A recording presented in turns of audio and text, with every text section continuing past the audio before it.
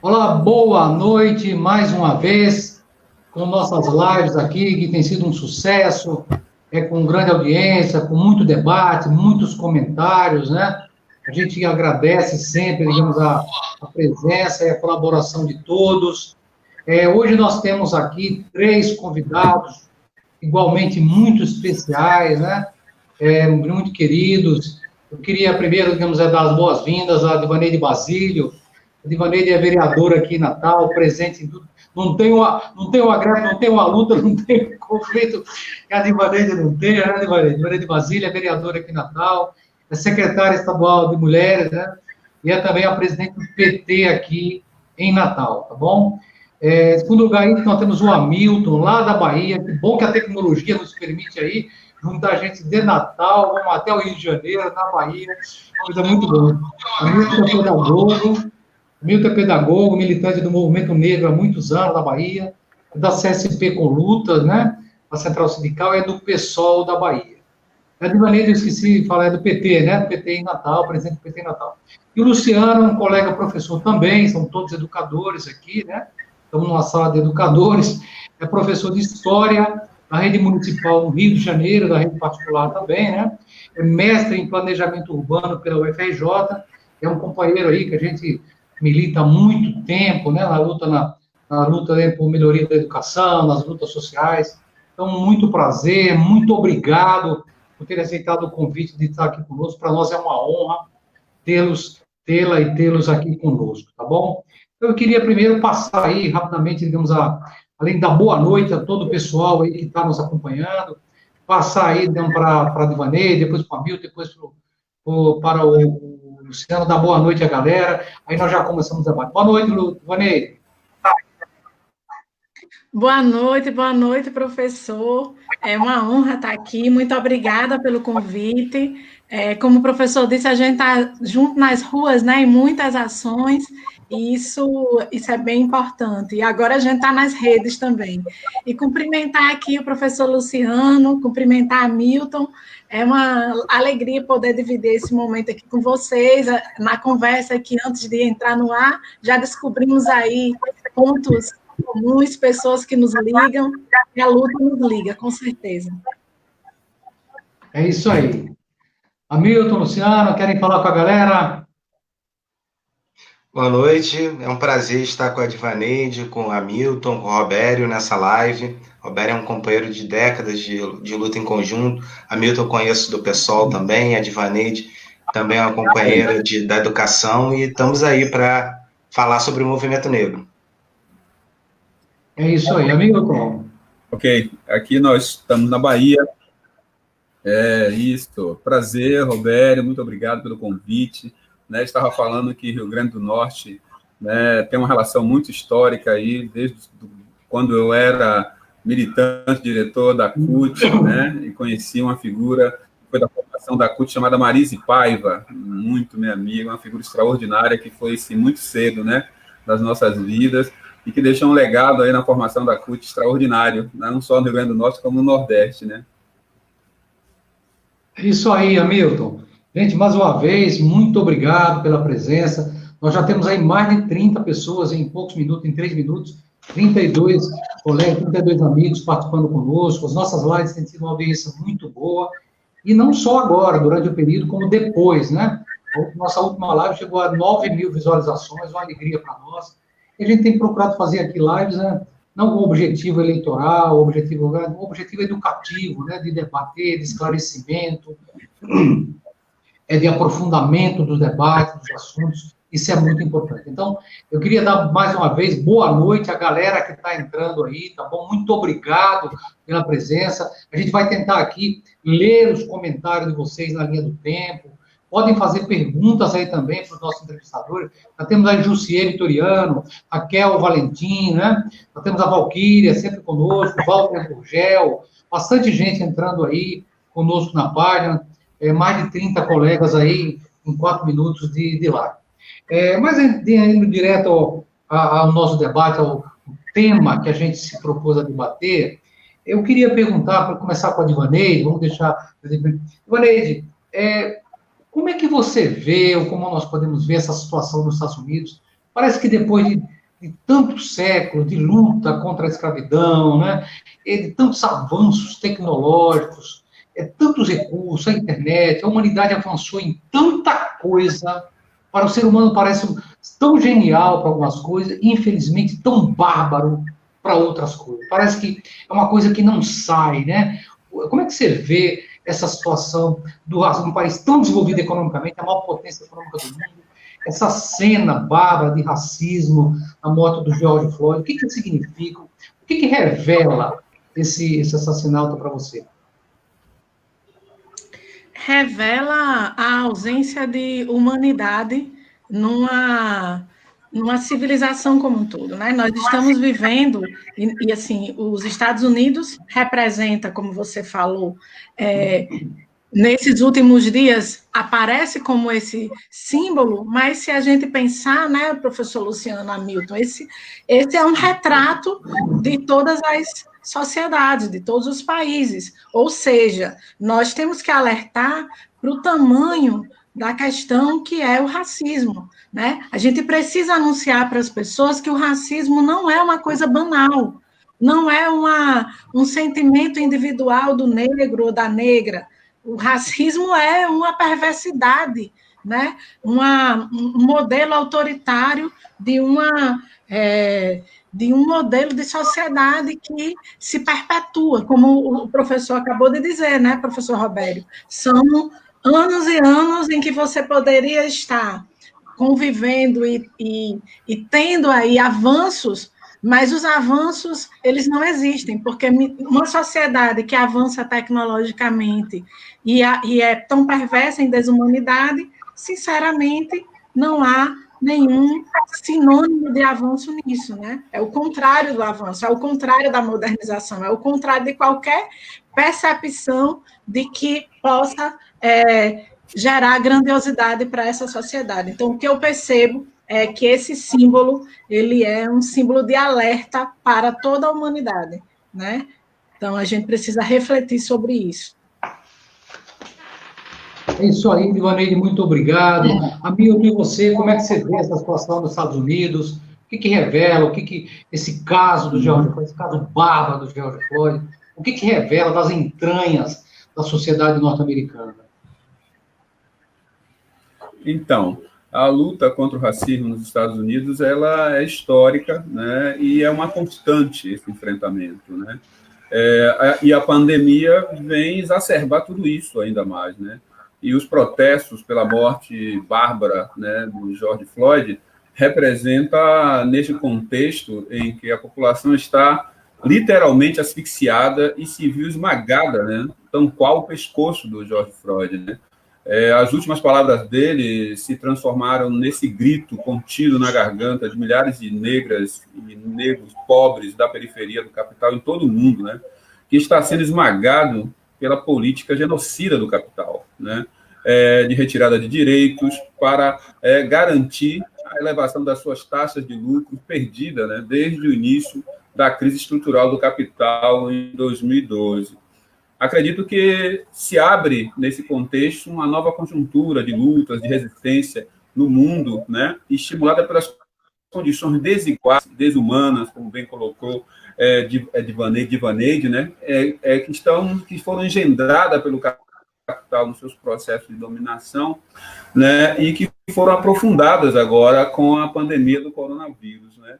Nesse sentido, né, e a luta, né, dos negros e negras, né, e a ação do capital no mundo, ela é seletiva, né, principalmente, né, no tratamento, a prevenção da Covid, né, que tem vitimado principalmente as populações mais pobres e vulneráveis, e nesse conjunto da população está os negros e negras, populações indígenas, latinas, né, e principalmente os velhos, né.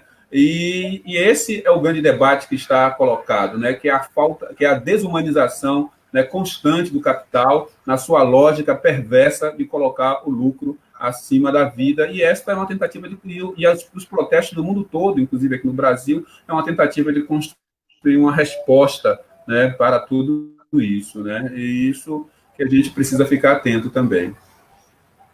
É isso aí, professor, muito obrigado. Professor Luciano, e como é que você vê essa coisa, o que revela das entranhas da sociedade norte-americana, e sobre isso que o professor Hamilton falou, o capital coloca, digamos, o lucro acima da vida. Se você pudesse falar isso também, digamos, para nós esclarecer isso, porque tem muita gente ali, alunos nossos, nos vendo e vão nos ver, né? Eu acho que era importante, digamos, entender isso que o professor Hamilton falou também. Mas como é que você vê essa situação nos Estados Unidos e essa questão colocada pelo professor Hamilton? Então, o assassinato do George Floyd, ele está dentro de um contexto histórico, infelizmente, né? A população negra nos Estados Unidos não recebeu indenização em 1865. A população negra é aquela que mora nos bairros periféricos, nos guetos americanos, é a população que está morrendo de coronavírus, esse ataque que teve de mortes em Nova York, né? Um número absurdo, escandaloso, foi o epicentro da crise, agora está vindo aqui para o Brasil, é epicentro. Então, na verdade, é como um monte de palha seca, né? A melhor metáfora que eu tenho é um monte de palha seca, desigualdade econômica, crise econômica, coronavírus, desigualdade racial e um extermínio, né? Do George Floyd na frente de todo mundo, sendo filmado, que foi como faísca para que houvesse uma grande explosão da sociedade. Na verdade, eu acho que há uma crise do sistema. Há um problema do sistema político americano já representado na última eleição, com a vitória do Trump, claramente um candidato da extrema-direita, né, do Tea Party, que passa pano para a Ku Klux Klan americana. Então, assim, há uma crise sistêmica. E eu acho que, Robério, o caráter mais interessante dessa mobilização é que os americanos são negros, são 13% da população. Então, essas manifestações gigantescas antirracismo constroem uma grande solidariedade de classe com latinos e com brancos pobres que passam pela mesma situação. Então, na verdade, é uma explosão de uma luta antirracista, mas com auxílio dos latinos e dos brancos. Eu acho que para o movimento negro isso é muito importante, que a luta não fique só com nós negros, mas que a luta seja unida com os antirracistas. É isso aí, professor Luciano. Muito obrigado pela sua resposta. Eu queria perguntar mais uma vez para a Divaneide. Divaneide, o professor Hamilton falou que essa situação nos Estados Unidos pode estar abrindo uma nova conjuntura. Uma nova conjuntura. Digamos, o professor Luciano falou que se viu muitos jovens, pobres, brancos, ao lado de jovens negros. E foram manifestações em todos os Estados Unidos. Teve manifestação até no Japão, na França, em Londres, né? Isso é possível? Será que, apesar de tudo de ruim, do passado, presente, incrustado como lodo, como musgo que pega na pedra, que não larga, essa coisa da desigualdade, o racismo, né? O preconceito, será que não podemos ter otimismo? Essas manifestações abrem uma situação nova? Como é que você vê isso, Maria?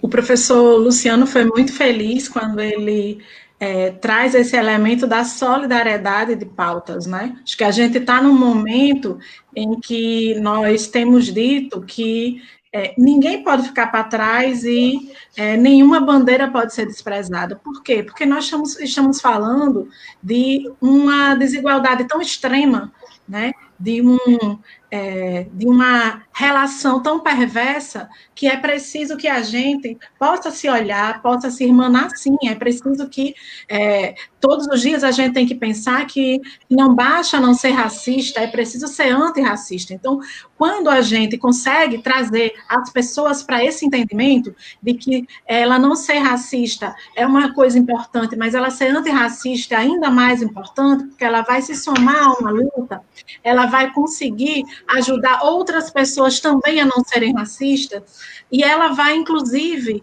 anunciar para as pessoas que muitas atitudes que algumas pessoas reproduziam cotidianamente vão alimentando essa rede de ódio e essa rede de desconstrução do ser humano, porque o racismo é uma desconstrução do ser humano.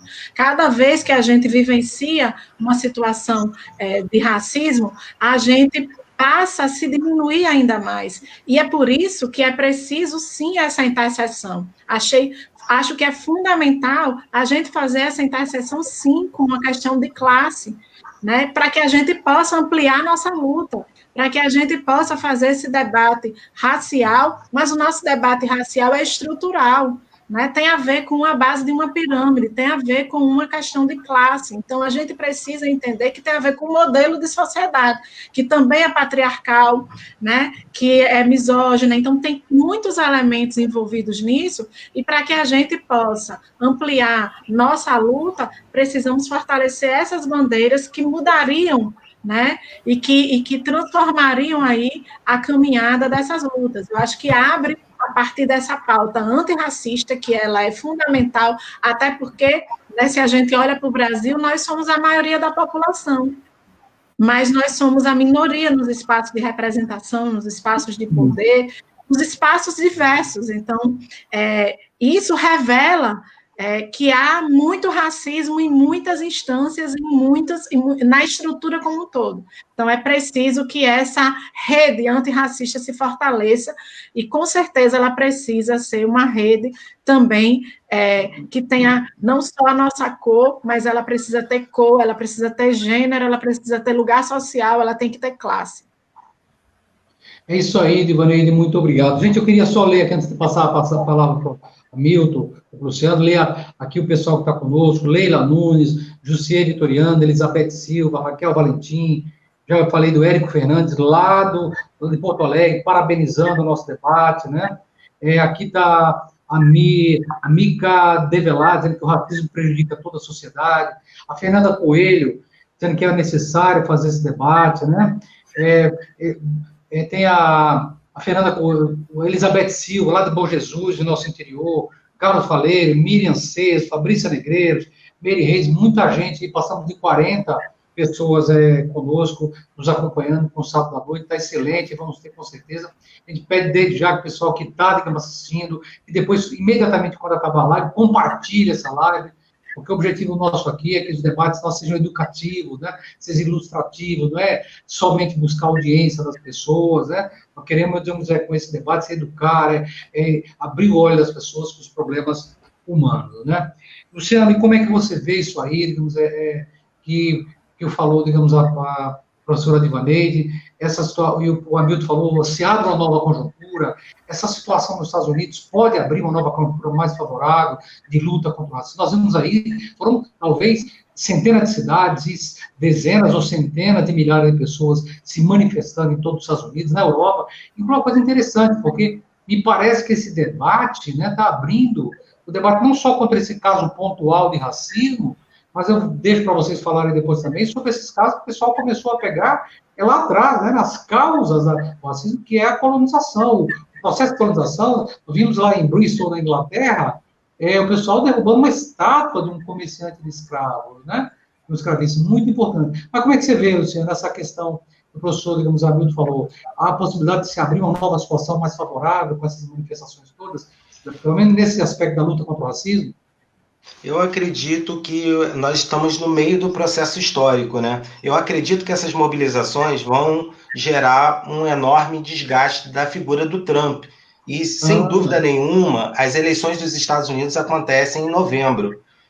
Uma derrota do Trump, eu acredito que muda completamente a correlação de forças internacional. Os Estados Unidos é o país imperialista mais importante do mundo, e o Trump é quase que uma personificação de tudo que aqueles que defendem os direitos humanos não defendem, né? E a derrota desse projeto do Trump pode abrir, sim, novas possibilidades.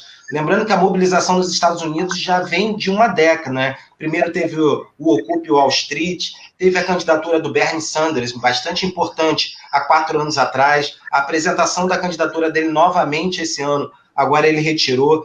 Nós estamos vendo uma ocupação na cidade de Seattle com a vereadora Kshama Sawant, muito importante aquela mobilização de um espaço livre, sem polícia. Então, assim, eu acho que nós estamos no meio do processo, né, das mudanças históricas. Mas eu acredito que essa nova fase vai se consolidar com a derrota do Trump em novembro, e aí sim nós poderemos falar de uma nova fase, uma nova conjuntura mundial com impactos em todos os lados.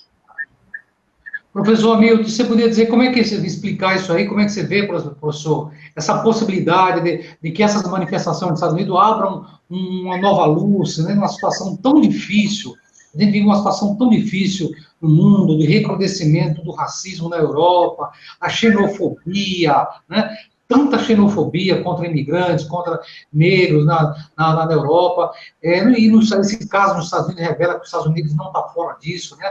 O racismo é estrutural. Como é que você vê? Podia explicar essa situação? Essas manifestações podem abrir uma situação nova, levar à derrota do Trump, como falou o professor Luciano? Você vê isso?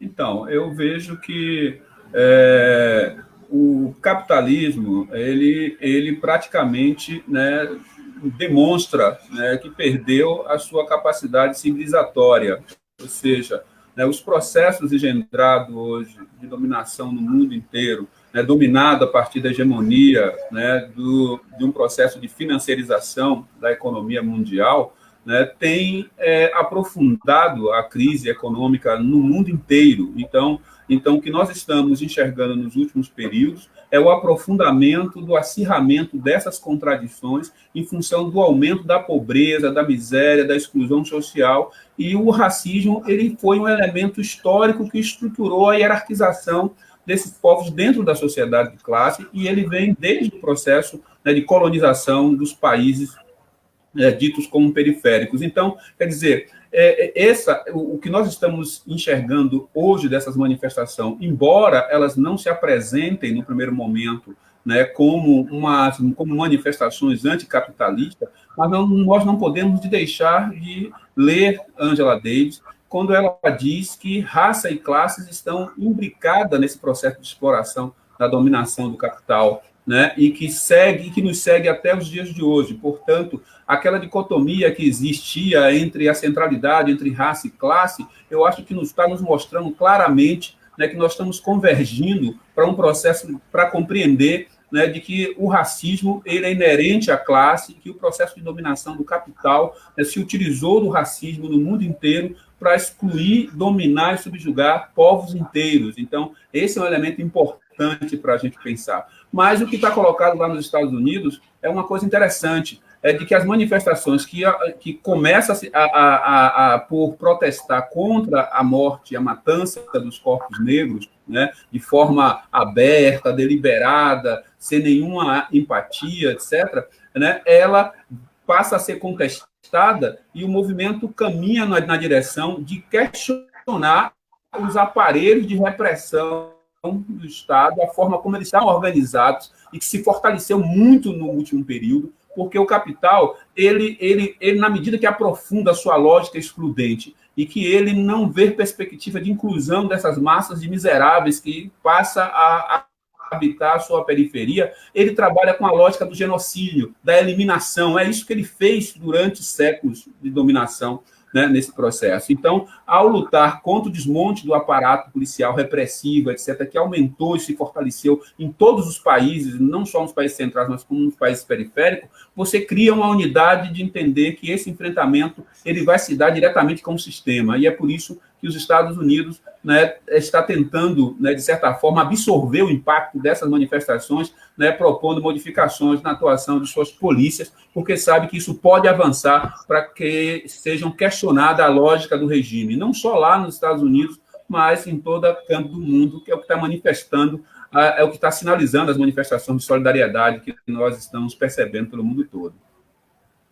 É isso aí, Hamilton. Muito obrigado pela resposta. Eu quero aqui comentar o pessoal que está conosco, né? Maurício Gonçalves, parabenizando o debate e querendo ver se é possível passar uma proposta que nós podemos defender para combater esse racismo estrutural. A Raquel Valentim dizendo que o nosso país foi construído em cima do sangue de muitas vidas negras e indígenas, né? E que esse ciclo de racismo e etnias parece que não tem fim. Professora Zoraide, que trabalhamos junto aqui na UFRN, muito obrigado por sua presença aí, parabenizando a nossa iniciativa, né, e dizendo que, que esse caso revelou o racismo estrutural nos Estados Unidos, mas que também é importante refletir sobre o contexto brasileiro. Daqui a pouquinho, eu vou perguntar para o nosso convidado exatamente se existe mais ou menos racismo no Brasil, essa coisa aqui no Brasil, racismo é mais atenuado, não existe. Vamos já chegar nisso aí. Fica aí, professora, e nos ajude aí no debate. Muito obrigado por sua atenção. Modesto Neto entrando aí também conosco, né?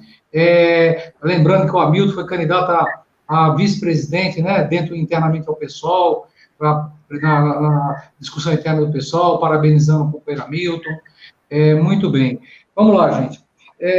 E sobre essa situação, como é que vocês veem essa situação? Vocês falaram que eu queria explorar mais um pouquinho isso, que a questão de raça não é só uma questão de brancos contra negros, mas é uma questão que se combina também com a questão do capital, né, do capitalismo. O capitalismo, parece que no começo, no Brasil, tentou escravizar, inclusive, indígenas, né, mas os índios estavam aqui no seu território, resistiram muito ao trabalho e terminou apelando, né, com artifício, recurso à escravidão negra. Como é que vocês veem isso? Como é que o capitalismo se relaciona com essa questão da escravidão? Podiam explicar um pouco mais isso, porque tem muita gente, tem muitos alunos nossos que estão acompanhando, que sempre perguntam isso. Como é que você vê isso, Ivanei? Professor, primeiro, estou contente aí, vendo aí essa participação tão engajada, né? Muito bom, uma live assim com pessoas, Selma, eu estou vendo aí, parabéns, Maurício, Zoraida, professora Zoraida, e tantas outras pessoas que estão aí colocando seus comentários de forma densa, isso é bacana, isso já revela essa rede, né? Essa rede de compromisso temático e de compromisso também forte, né? Para a gente poder sair dessa rede aqui, mas ela entrar em outras redes, né, na rede de enfrentamento a muitas violências. Porque como nasce o racismo? Como é essa história? Eu acho que o professor Robério está sendo muito feliz quando diz assim, vamos retomar a história, vamos falar sobre essa história. Nós temos uma história de escravização de todo um povo, né? Nós temos uma história em que ninguém nasce escravo, nós não somos descendentes de escravos, nós somos um povo negro que foi escravizado, né? Que passa a viver numa sociedade de servidão. A nossa sociedade, ela serviu, e quem vive na servidão somos nós, né? É uma balança bem desigual, né, em que a população negra passou por todos esses processos. Eu tenho sempre lembrado muito de alguns debates de quem foram as primeiras mulheres a sofrerem violência. E aí, para a gente ir cruzando, né, esse debate com a questão de gênero também e de raça junto. Fomos nós, mulheres negras, nas senzalas, né, foram as mulheres indígenas, né? A gente precisa recuperar a história para falar, para dizer assim, olha, gente, tem outros elementos que não são revelados e que eles têm a ver com essa construção e com todas as marcas, né, de distanciamento de uma possibilidade de ser gente, de ser humano, porque a gente foi sendo desumanizado por muito tempo, né? Voltando ali no debate inicial. Mas isso não foi, né, de qualquer forma, é uma construção e sempre foi nesse desenho de classe, né? Sempre foi esse desenho de estruturação. Então, a gente está falando de estrutura. Por isso que é importante dizer, quando a gente fala que a sociedade, e que nos tempos de pandemia, como bem lembrou Hamilton, se revela, o aprofundamento das desigualdades, se revela junto ao aprofundamento do racismo. Então, não tem como a gente não falar do aprofundamento ou, né, do escancaramento do racismo. Talvez a gente precise falar disso, né, do escancaramento, mas essa é uma história muito antiga. Se a gente parar para pensar, agora, 13 de maio, muita gente fez esse debate da falsa abolição. Não teve abolição no país. O que nós vivemos foi uma falsa abolição, né? Onde as pessoas foram jogadas nas periferias sem liberdade. O que nós estamos lutando hoje é por liberdade. Quando, naquele último grito, né, de Jorge, dizendo eu quero respirar, e no grito de outros tantos que querem respirar, existir, né?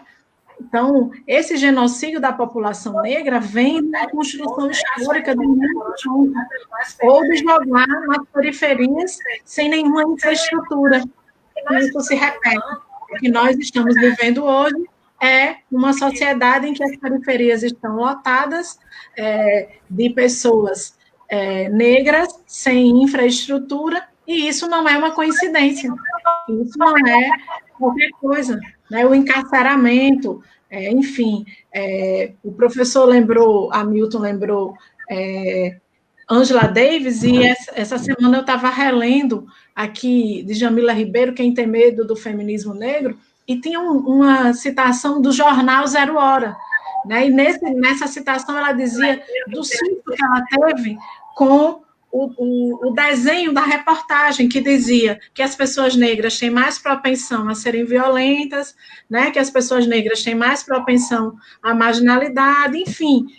E a desqualificação das pessoas negras é uma construção histórica. E tão recentemente esse jornal publica isso com a pesta, com a desculpa de liberdade de expressão.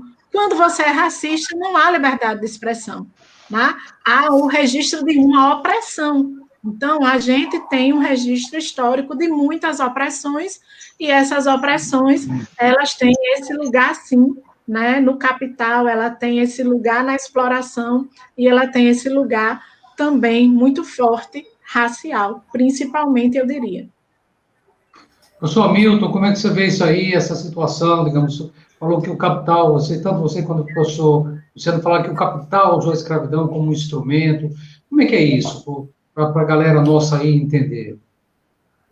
Primeiro, assim, é preciso compreender que o principal produto comercializado, né, pelas potências imperialistas no período, né, colonialista, né, não foi ouro, não só cana-de-açúcar. Foi principalmente, né, vidas humanas transformadas em mercadorias. Então, no Brasil, por exemplo, grande parte, né, vou falar assim, dos grandes negócios formados, né, onde se você pensar assim, nas federações de comércio, nos grandes comerciantes aqui, eu participei de um debate aqui em Salvador, quando eu fui candidato a prefeito, um jornalista me disse assim, foi na Federação do Comércio aqui, de Salvador, né, e aí o jornalista disse assim, rapaz, nós estamos aqui, né, dentro do antro, né, dos herdeiros dos traficantes de escravos, foram esses caras, exatamente, né, que herdaram as fortunas, né, desses senhores de escravos, que hoje ostenta suas estátuas e seus monumentos, né, em vias públicas, etc., para celebrar suas conquistas, né, que estão mandando hoje e submetendo o nosso povo a essa regressão histórica, porque se você perceber, né, as condições que o nosso povo está submetida hoje, com perdas de direitos, nós estamos desacumulando historicamente do ponto de vista dos direitos. Ou seja, nós podemos voltar para o início do século XIX, com toda essa implementação dessas políticas ultra-neoliberais, que nós vamos dizer assim, de direita, né, que está ocorrendo no Brasil e no mundo. Então, se nós formos fazer essa relação, né, nós podemos entender que não por coincidência, de que as elites que se formaram hoje, que hoje controlam e dominam o mundo, principalmente, né, no centro, né, dos grandes países e nos países periféricos, não é por coincidência que ela é toda branca na sua grande maioria, ou quase toda branca, porque no caso brasileiro você vai ter a questão da mestiçagem, que as pessoas que vai entrar nesse discurso, né, dessa composição, né, do nosso povo, mas que nós sabemos, né, de que, pela perspectiva do embranquecimento construído, né, de que, né, o ser branco ou ser mestiço, né, é uma tentativa, como é que chama? É uma busca, também um status social, é também desfrutar do privilégio da branquitude. Então, esse é um elemento importante para a gente pensar. Então, se de um lado as elites colonialistas, né, se transformaram, né, nas elites capitalistas, né, por outro lado, né, os negros e negras é que foram formar a maioria dos estratos das classes trabalhadoras e principalmente aqueles estratos menos favorecidos, né, e que se encontram na base da pirâmide, onde fazendo o pior trabalho, né, e o trabalho sem proteção social, sem garantias de direitos. Tá? Então, não é por coincidência isso. Então, há uma relação intrínseca, né, quando você relaciona esses elementos de construção histórica, né, e que não dá para você, né, desassociar. Então, a classe trabalhadora negra, a classe trabalhadora hoje no Brasil e no mundo, ela na sua grande maioria negra, em algumas regiões, evidentemente, principalmente na diáspora africana, para a gente compreender, certo? E feminina, certo? Então, ou seja, você tem uma opressão que articula, né, a partir do legado patriarcal, de dominação patriarcal, né, uma opressão, né, que se estende, né, que se articula com a questão de raça e gênero, e que não dá para a gente mais assumir essa relação de que há uma dicotomia entre essas opressões, de que, na verdade, né, tudo isso está articulado, né, ao processo de dominação de classe, né, que leva as elites, né, colonialistas transpor o seu poder, né, para a contemporaneidade e manter a sua dominação e os seus privilégios. Então, a luta de gênero contra as opressões de raça, gênero, tá? Ela é uma luta, sobretudo, anticapitalista. Não tem como a gente desassociar essas lutas. Portanto, eu me somo a todos aqueles, né, que acreditam nessa hipótese, que não desassociam, e quero trazer aqui um exemplo para ilustrar isso. Foi que eu conheci num debate, quando eu estava candidato a presidente da República, vice-candidato a presidente da República na chapa do companheiro Plínio, eu conheci a filha de Florestan Fernandes num debate, e ela me disse, meu pai disse para mim que só vai haver revolução nesse país e transformação social no dia que os negros e negros, né, se tornarem protagonistas de um processo de transformação dessa realidade. Enquanto nós formos supostamente tutelados, enquanto essa representatividade não for alterada, enquanto nós não formos sujeitos do nosso destino, estaremos submetidos, né, a esse modelo perverso de exploração que nos desumaniza para poder nos explorar. É isso aí, Hamilton. Professor Luciano, antes de passar a palavra para você, porque eu queria voltar nesse tema da relação da escravidão com o capitalismo, eu queria antes voltar, para não perder a oportunidade, para a palavra para a Divaneide, para que a Divaneide explicasse um pouquinho melhor, Divaneide, você falou aqui o seguinte, a Elizabeth Silva disse o seguinte, o Brasil é um dos países mais racistas do mundo, e a negação, a dissimulação do racismo por aqui, adia ou atrasa o entendimento do problema. E você falou a seguinte questão, que o Brasil, a miscigenação é apresentada como uma coisa boa, né? Uma coisa boa, mas você falou que, ao mesmo tempo, o Brasil, essa miscigenação foi fruto do estupro. Eu lembro que em Casa Grande Senzala, né, Gilberto Freire, ele procura dourar um pouco o perfil, né, digamos, da classe, os proprietários da engenho de cana em Pernambuco, e tem na última edição, tem uma introdução do Fernando Henrique Cardoso, com quem eu não concordo para nada, nós sabemos o que ele fez, mas ele fez uma introdução muito boa, dizendo que o Brasil tem um passado de violência, isso que você falou, professora, de estupro. O Brasil foi feito em base a um estupro da mulher índia, especialmente da mulher negra, essa miscigenação é feito desse passado bárbaro de violência. Podia explicar melhor isso? Porque é importante que as pessoas entendam que só se apresenta isso, né, como uma coisa, digamos, boa, né, uma coisa boa, e não se apresenta no sofrimento que tem por trás, que houve por trás de tudo isso. Podia explicar melhor um pouco isso, professora, que você falou? Divaneide. Perdemos a imagem da Divaneide aí? Professor, travou bastante aqui, mas eu entendi a discussão. Estava falando de Gilberto Freire, né, da sinalização em Casa Grande Senzala, né? E... Quer que eu repita, professora? Luiz, vocês me escutam bem? Quer que eu repita? A Elizabeth Silva disse que a negação, a dissimulação no Brasil atrasa o entendimento do problema. Eu citei a introdução do Fernando Henrique Cardoso da Casa Grande Senzala, dizendo que o Brasil, como você falou, foi construído em cima de um passado bárbaro, né? E você falou disso, eu acho que era importante para nossos alunos, nosso pessoal que está escutando, entenderem isso que você falou aí. Eu acho importante. Pode falar, professora.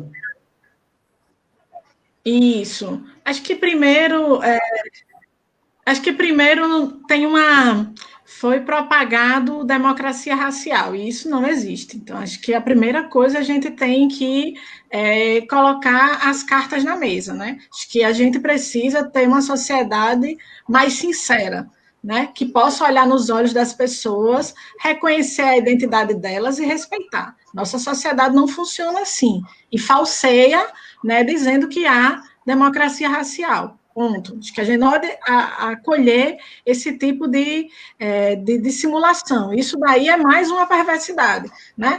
Tem uma democracia. E outra coisa, não dá para atribuir à população negra como se a gente fosse um penduricalho, uma alegoria, as negras lindas, ou as mulheres que estavam na senzala, e as mulheres que estavam dançando, e os negros, enfim. Essa descrição que não fala da nossa luta, que não fala da nossa resistência, não nos serve. Essa descrição, ela é uma descrição que favorece esse entendimento racista e esse entendimento da sociedade que nós temos hoje. Então, eu acredito que as obras que registraram a história do povo negro, essas aí, infelizmente, a gente precisa questionar, porque ao reproduzir apenas, né, esse elemento de que existia, né, um povo negro e tratar isso como uma alegoria cultural, nós queremos falar da nossa cultura, queremos sim registrar a nossa cultura, mas acima de tudo, a gente está falando o tempo todo aqui desse novo processo que pode surgir agora, nesse momento que nós estamos vivendo, nesse marco histórico. Pois sim, existem marcos históricos muito profundos de resistência do povo negro. Cada vez que o povo negro estava nos quintais, ou nas cozinhas, ou nas fazendas dos senhores, e que continuam escravizados nos apartamentos hoje, né? Não à toa aquele menino lá em Recife, né, foi vítima desse genocídio, porque a patroa foi lá e colocou ele no elevador. Então, assim, vamos falar olhando no olho, né? Vamos entender, porque toda vez que a gente diz isso foi racismo, eu digo, não é bem assim, não foi racismo. Olha, na história registram assim, vocês assim, não. É preciso questionar, né? Eu acho que Gessé de Souza, ele tem feito um papel importante ao dizer, olha, e ao questionar, inclusive, nossos sociólogos, por que não? Né? Porque muitas vezes essas mulheres que sofreram as violências, professor Roberto, elas não puderam amamentar seus filhos, porque elas estavam amamentando os filhos elas eram amas de leite. E hoje, as mulheres continuam sem poder amamentar seus filhos, porque elas precisam trabalhar na cozinha de outras mulheres, e outras mulheres pobres ficam em casa, nas suas casas ou na vizinhança, cuidando. Tem um ciclo de pobreza que vai sendo alimentado e que vai sendo reproduzido em função desse desenho racista. Então, a gente precisa realmente desnudar. Achei que foi muito importante, Elizabeth, essa colocação e as ponderações do professor Roberto, porque se a gente apenas partir desse ponto de registrar, né?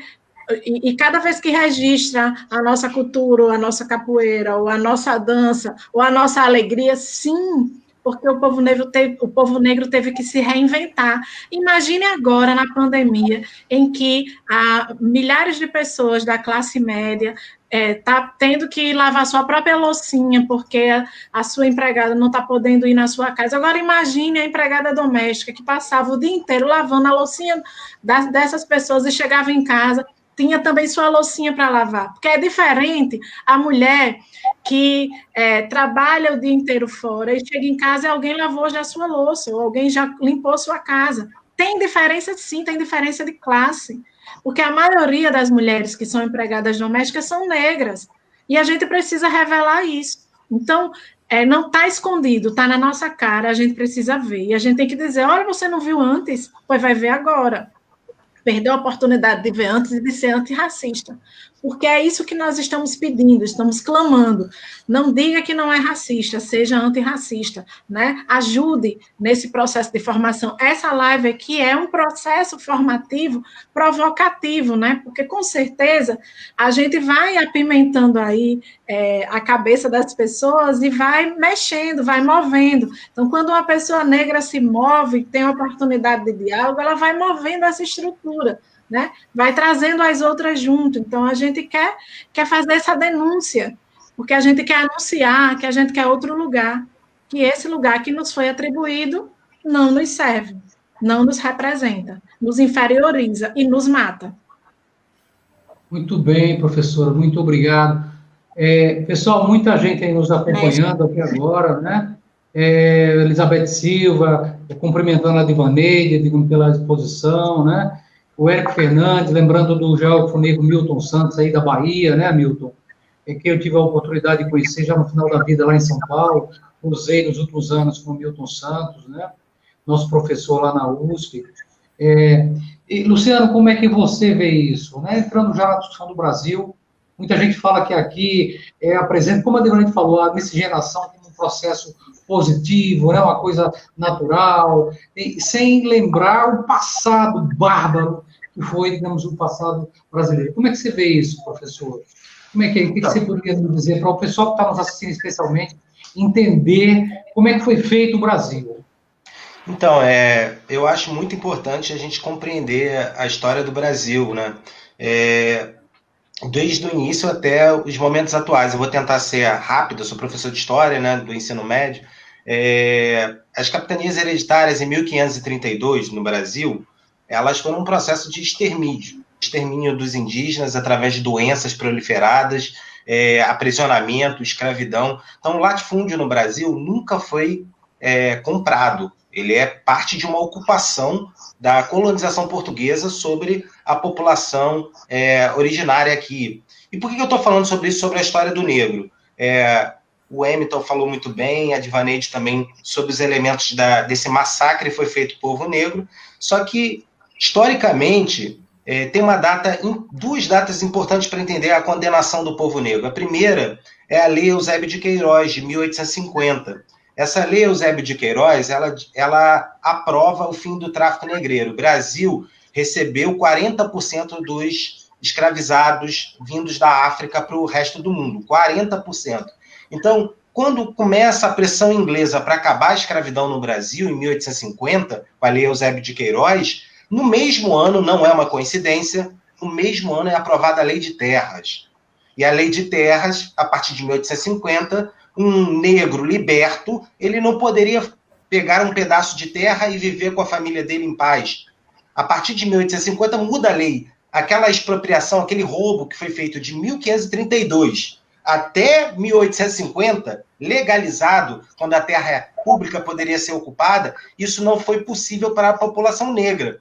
Porque a população negra, a partir de 1850, com a Lei Eusébio de Queiroz, junto com a Lei de Terras, há uma alteração da lei dizendo que, a partir de agora, todas as terras públicas, ou seja, terras que não têm dono, agora têm que ser compradas. Ou seja, quando os negros, em 1850, nem tinha acabado a escravidão, os negros libertos queriam um pedaço de terra, eles teriam que comprar a terra.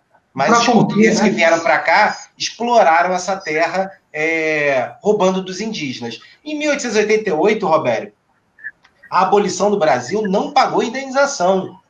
Qualquer trabalhador, não precisa ser um historiador para compreender isso, qualquer trabalhador sabe que quando você é mandado embora, você tem que ganhar indenização. Imagina você ser escravizado durante séculos e não ganhar indenização. E aí a Divaneide colocou muito bem, essa população foi condenada a morar na periferia das favelas. Então, os negros não receberam indenização no Brasil. E aí a gente tem que ficar ouvindo, isso é mimimi, mimimi. Em 1988, dando um salto de 100 anos, de 1888, da Lei Áurea, assinada pela princesa de papel, a princesinha Isabel, em 1988, a Constituição reconhece a Constituição de 1988, de que os negros historicamente foram condenados à pobreza. E o que a Constituição de 1988 defende? Demarcação de terras quilombolas. E os negros têm direito acesso e a demarcação de terras, exatamente porque, historicamente, desde 1850, eles nunca tiveram acesso à terra. E, infelizmente, até hoje, os negros estão esperando essa demarcação de terras que está completamente paralisada. Então, na verdade, se você compreender historicamente o racismo no Brasil, por isso que é muito importante pontuar a diferença do Brasil para os Estados Unidos. Se é verdade que lá nos Estados Unidos eles também não ganharam indenização em 1865, eles foram perseguidos e criaram um forte movimento negro que lutou por cotas e direitos num país imperialista ao longo do século. O movimento negro também fez isso no Brasil, mas o racismo, na minha opinião, no Brasil, ele é muito, mas muito pior do que o racismo nos Estados Unidos. Isso pode chocar e surpreender, mas os Estados Unidos têm a Ku Klux Klan, não é? Mas aqui no Brasil, o racismo, e aí não há outra palavra, Gilberto Freire é um autor racista. Casagrande Senzala é uma grande obra literária. Eu não estou condenando que nós não temos que ler. Nós temos que ler, mas é uma obra racista. Sérgio Buarque de Holanda, em Raízes do Brasil, o brasileiro é cordial. O Brasil é o país mais violento do mundo. Se a gente não discutir sociologia, a gente vai ficar com esses falsos escritores que escrevem uma falsa história do Brasil. É falso. O brasileiro não é cordial. O povo brasileiro é o povo dos massacres. É o massacre de Canudos, é o massacre do Quilombo de Palmares, é o massacre da ditadura de 64, civil-militar. Então, é necessário compreender as especificidades da história brasileira para compreender por que o negro hoje é tão marginalizado. É isso aí, digamos.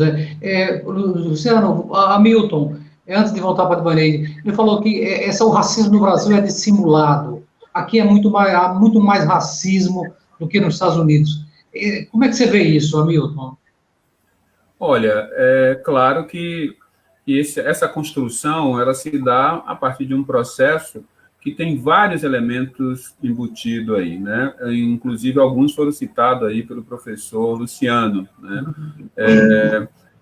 As elites, ela não só desenvolveu um processo de controle através dos corpos físicos, né?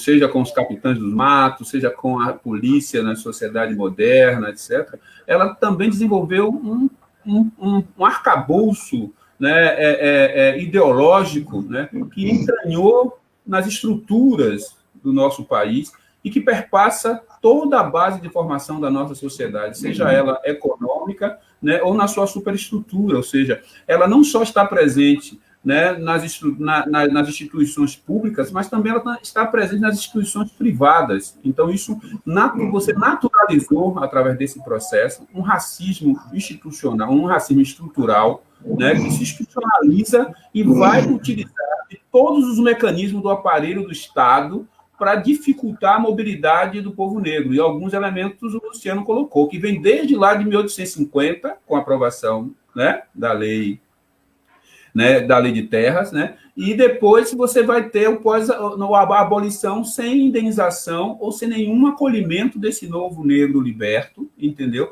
Que foi jogado no mundo à sua própria sorte.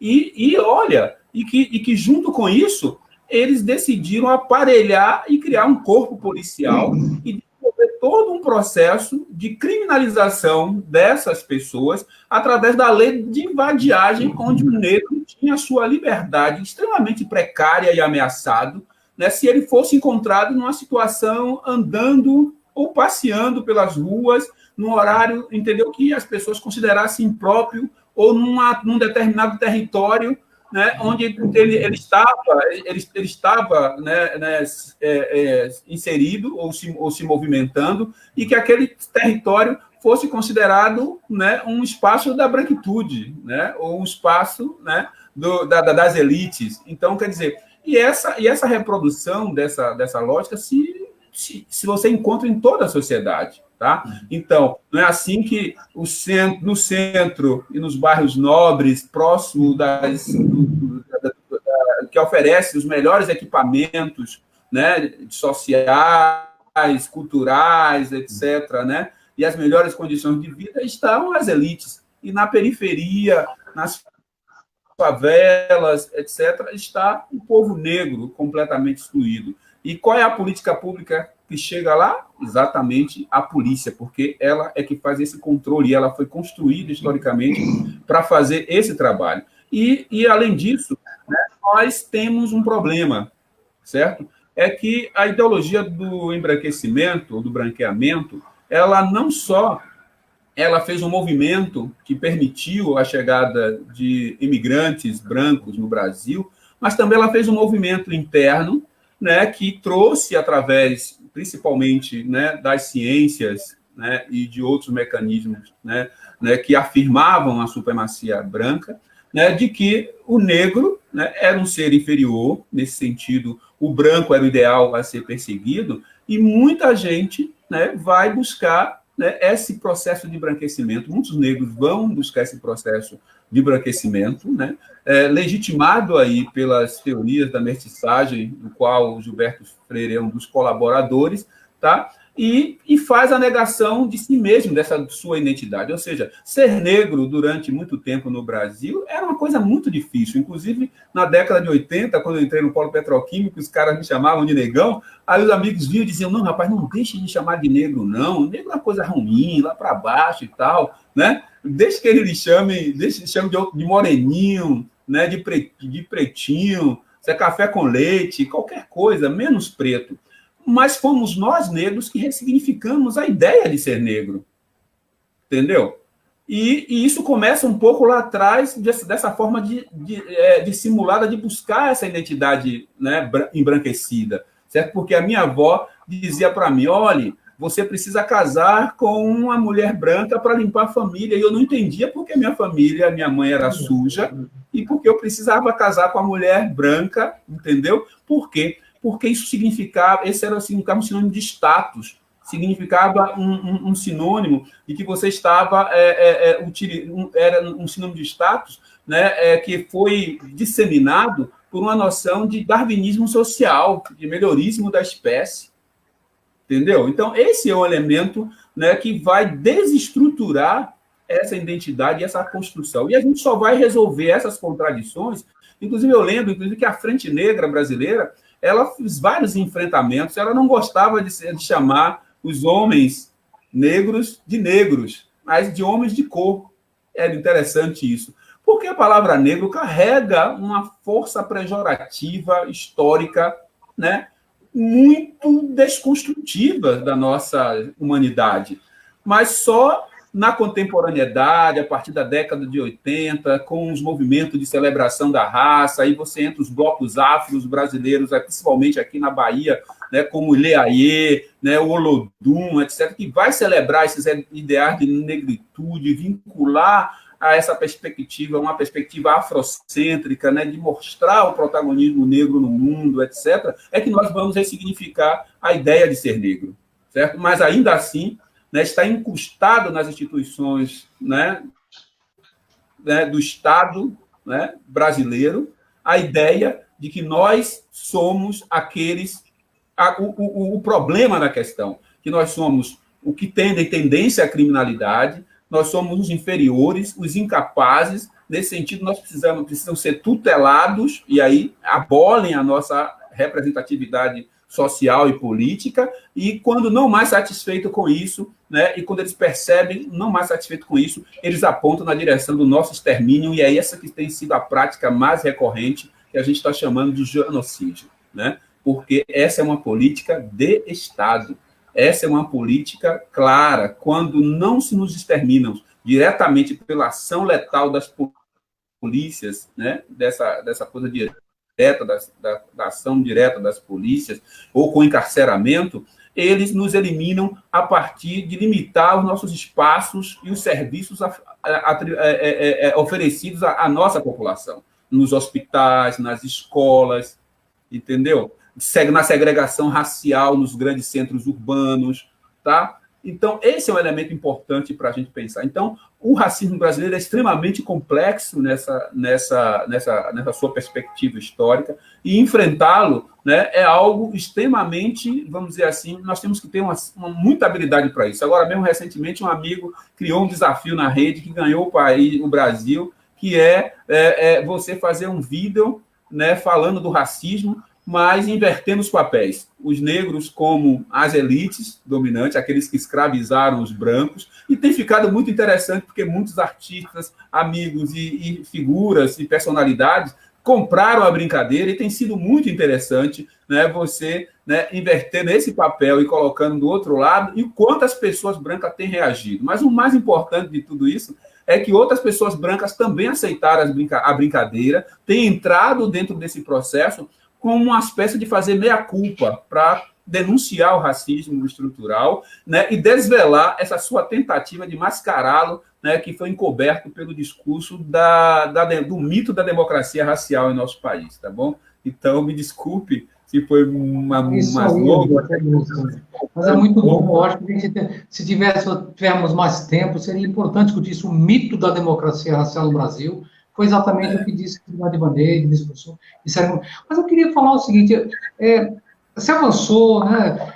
Havia escravidão, hoje continua a segregação, vocês estão falando, continua, mas o fato é que isso não foi uma dádiva da princesa Isabel, né? Existiram também muitas lutas, né? Aí tem a Divaneide pode falar, tem Quilombo dos Palmares, tem Zumbi, tem Dandara. Se vocês pudessem falar um pouquinho dessa luta que não é conhecida, Eu fui, digamos, eu não sei dizer para vocês que eu fui visitar, né? Eu sou apenas tenho uma pele mais desbotada, né? Mas tenho uma alma negra, quero que vocês saibam. Eu fui visitar o Quilombo dos Palmares, né? No local, né? E vi um pouco abandonado, né? Mas é uma luta imensa, eu não sabia, eu não só fui visitar para conhecer a história, li alguns livros e fui visitar o local. E depois vi uma coisa que foi absolutamente heróica, foram 30 mil pessoas lutando, armados. O exército brasileiro do tempo colonial precisou de 3 ou 4 investidas para derrotar o Quilombo dos Palmares. Ou seja, houve muita luta, né? Muita luta. Queria que vocês falarem disso, porque parece que a coisa acabou por uma concessão da princesa Isabel. E parece que não foi assim, não é isso? Divaneide, se quiser falar. Isso, professor. Isso, professor. Na verdade, né, o professor Hamilton deu uma aula aí para a gente, retomando a história, e o professor Luciano também, eu assino embaixo, e quero dizer que tem uma fantasia sociológica, e olha que é da minha área, eu sou socióloga, mas eu concordo, não tanto que eu já questionei Casa Grande Senzala, e também acho que tem não só, né, tem Sérgio Buarque, mas tem outros conceitos que foram passados, professor, diminuindo essa história de luta. Acho que a gente precisa entender, né? Quando a gente está recuperando a história e que a gente fala na resistência e a luta nos quilombos, e a gente também hoje precisa refletir sobre a importância de reconhecer os quilombos urbanos, de reconhecer as comunidades. Aqui no Rio Grande do Norte, se a gente for aqui, ó, em Macaíba, nós temos um quilombo, então a gente precisa olhar para aquilombar a nossa mente, para a gente entender o que significa essa história. Então, essa fantasia sociológica que falava do homem cordial, ela também falava do bom malandro. É uma fantasia sociológica. Olha, o brasileiro é o bom malandro. Ele dá um jeitinho, sociedade do jeitinho. E não é verdade. Não é um bom malandro. Esse é o mesmo fio condutor que marginaliza e encarcera até hoje. É o mesmo que diz ele, né? Ele é ladrão. Ele tem mais propensão ao crime. Por ser negro. Agora, ninguém diz que o negro tem mais propensão a morrer por ser negro. A ser assassinado, a ser vítima desse genocídio histórico. Por isso teve tanta luta, por isso teve tanta batalha, por isso a história revela a nossa resistência. É o bom malandro ou é o bom resistente que teve que, para não surtar, inventar 1000 situações, até de festa e alegria, para garantir a sanidade dos seus filhos, né, para garantir a vida no seu quilombo, para reinventar o cotidiano, como a gente faz hoje, a gente reinventa o cotidiano todos os dias. Então, acho que essa fantasia sociológica alimentou por muito tempo, e a nossa história de luta nos faz enfrentar o que é hoje essa necropolítica. Nós estamos vivendo uma necropolítica. Qual a política pública que tem para o povo negro? A política de morte? você tem mais chances de morrer porque você é negro, aí aumenta por ser mulher negra, e aumenta por ser negro em tempos de pandemia. Então, a democracia racial não existe e o Covid não é democrático. Né? Você para pensar que todo mundo está submetido ao mesmo vírus. Então, se você nunca separar a questão racial e realmente desvencilhar ela de um mimimi, não vai enfrentar uma questão tão fundamental como o racismo, não vai. E a sociedade vai continuar igual, reproduzindo e matando muito. Não é razoável 36 mil jovens negros morrerem por ano. Não é razoável. Não existe isso. Né? A gente para pensar, já foram mais de 40 mil mortes com o coronavírus, e se a gente for colocar a cor nisso? Porque 36 mil jovens morrem por ano só vítimas de arma de fogo. Nós estamos falando de extermínio, o mesmo genocídio que aconteceu durante esses 500 anos de exploração, e de luta, e de resistência, nos quilombos, como o professor Roberto citou. Então, eu acho que a gente precisa realmente desconstruir as fantasias sociológicas e os conceitos que só tornaram pejorativa a nossa forma de lutar. Era preciso dizer que o brasileiro negro é o bom resistente, e não o bom malandro, né? Então, assim, acho que alguns conceitos precisavam ganhar um novo lugar para a gente poder respeitar a história de luta de todos que nos antecederam, das nossas ancestrais, dos nossos ancestrais, que nos colocaram aqui para seguir essa luta. Mas a gente não quer seguir essa luta só sinalizando que estamos morrendo. A gente quer dizer que a gente vai estar seguindo a luta, que a gente está numa nova batalha, porque vidas negras importam. Né? A gente está numa nova batalha. A gente está... e agora, se a gente parar para pensar, nós somos um grande quilombo que precisa anunciar para o povo que vidas negras importam e que venham junto salvar esse quilombo grande que é o Brasil. Venham juntos salvar esse quilombo. A gente não pode deixar de lutar junto, né? Acho que a gente pode, sim, colocar mais conceitos na nossa história que valorizem a nossa luta, né? Acho que esse é um desafio também. Professor Luciano, eu queria insistir com essa questão da luta que foi a luta contra a escravidão. Eu fui, o ano passado, tive um pós-doutorado e fui a Liverpool, e achei que eu ia encontrar em Liverpool uma cidade branca, que eu queria conhecer os Beatles, né? Mas o primeiro lugar que eu fui, por incrível que pareça, foi no Porto de Liverpool. Eu fui no museu da história da luta negra, um museu maravilhoso que tem em Liverpool, uma cidade inglesa branca. E, para minha surpresa, eu encontrei uma comunidade negra de uma tradição de luta em Liverpool. Impressionante. Uma cidade de maioria branca, mas uma comunidade negra. Porque ali, Liverpool foi o principal porto inglês, não foi Londres, do comércio de escravos. Que se falasse um pouco mais, professor, porque lá tanta coisa. Aparece a figura do zumbi desse museu, mas como parte, digamos, como uma parte de uma luta imensa, né? A luta que houve nos Estados Unidos, a passeata do milhão de homens negros, a luta no Brasil dos várias insurgências aqui no Brasil, na Bahia, em todo lugar. Seria importante que as pessoas conhecessem, pudessem falar um pouco para a gente disso, é importante. Não foi dádiva da Princesa Isabel, não foi muita luta, muito sofrimento.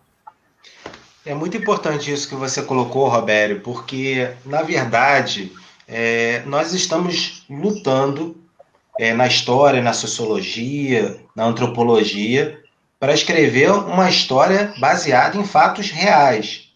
Porque o mito da democracia racial é uma farsa sociológica. O brasileiro ser cordial é uma farsa sociológica. E aí eu quero citar exemplos de luta, como você bem perguntou, para provar o que nós estamos falando. Se eu pensar no período colonial, nada foi maior do que Palmares, como você colocou muito bem. Palmares era uma cidade que era maior. Uma cidade. Era 30 mil pessoas, era maior do que a média populacional da maioria das capitais regionais das províncias da época. Eram 30 mil.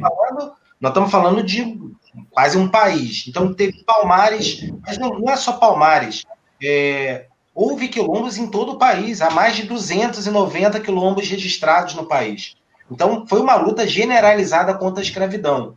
Se eu pensar o período imperial, teve a cabanagem e a balaiada, lutas de massa dos trabalhadores brancos, pobres, indígenas e negros, que chegaram a tomar o poder e foram exterminados, como foi exterminado o Quilombo de Palmares.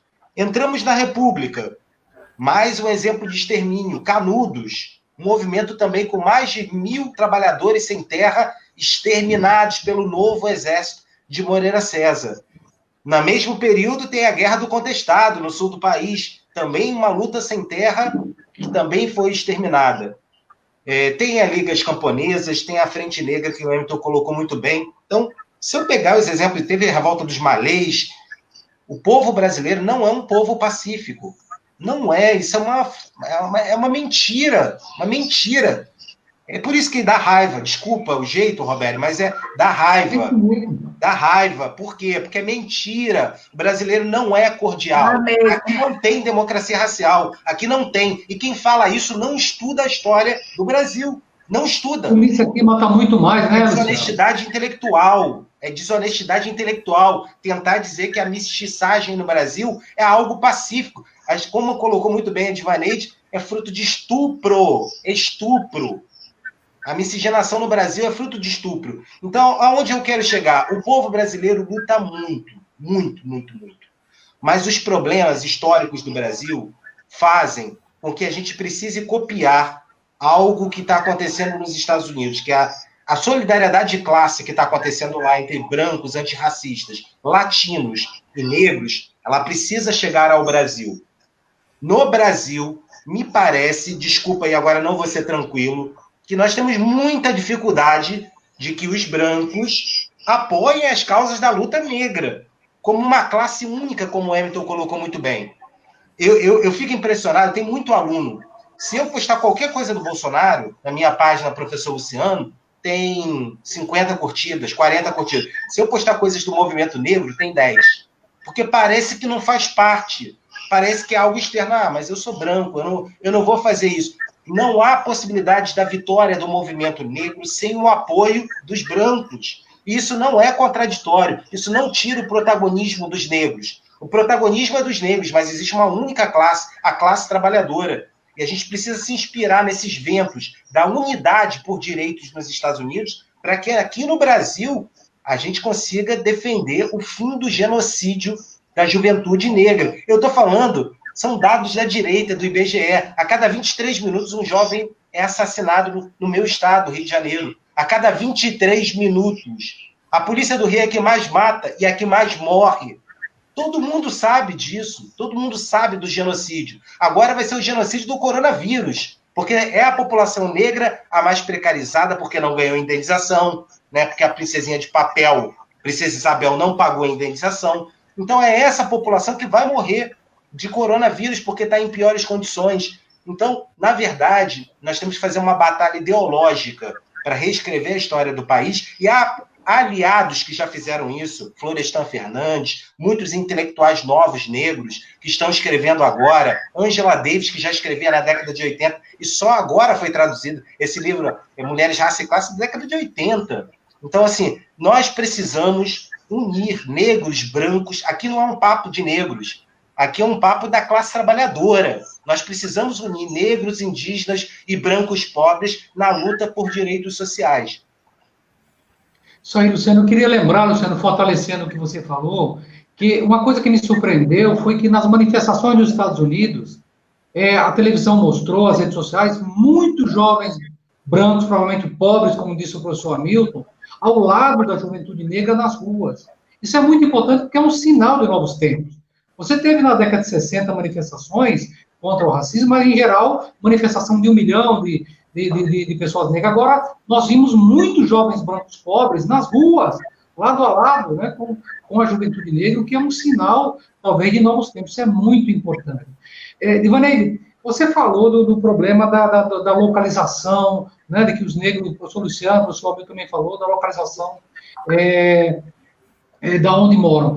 O que nós vimos aqui em Natal, não sei se você queria comentar, eu vi combinando com essa questão da pandemia, que a maior parte, né, a maior incidência de mortes, em termos proporcionais, de mortes aqui em Natal, é no bairro de Guarapes e Rocas, 2 bairros da população muito pobre negra, né?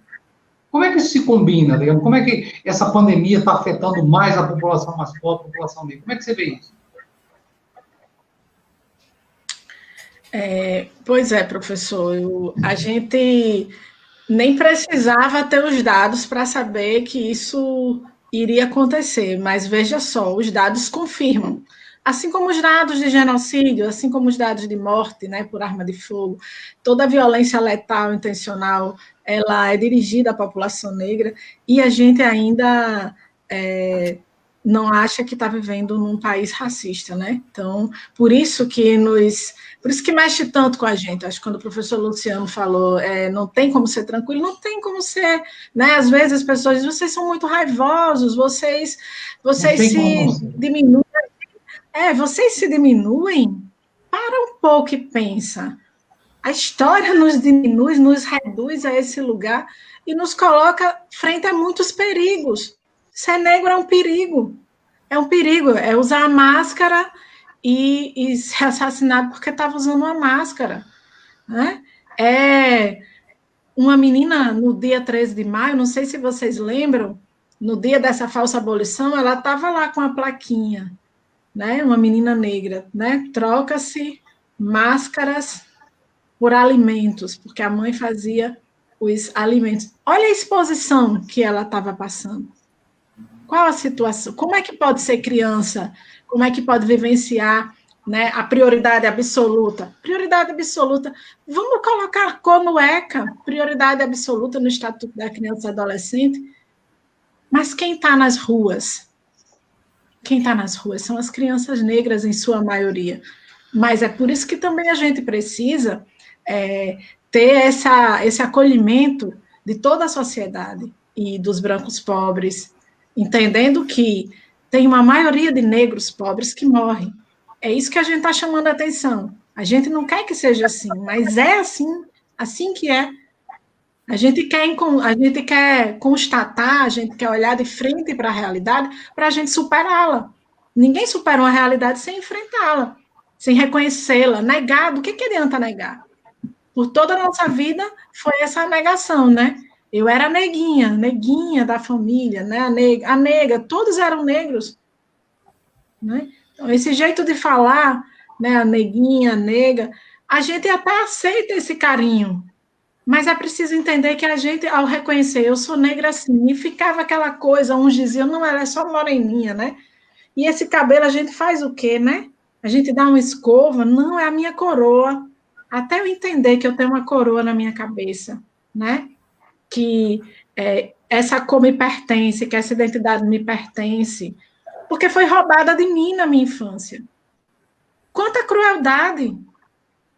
E não foi só a minha história. É a história das crianças negras, roubam nossa identidade.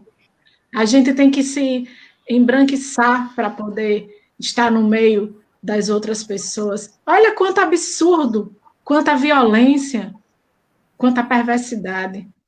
É fácil a gente chegar na adolescência para afirmar eu sou negra com orgulho, eu assumo meus cabelos, eu assumo a minha cor, né? Eu visto colorido ou eu visto branco quando eu quiser. Não é fácil, porque a história nos roubou isso. A história é mal contada. O professor Luciano está coberto de razão, o professor Hamilton também. Vamos contar outra história. Está na hora de contar outra história. Muito bem, professora, muito obrigado aí por essa aula, né?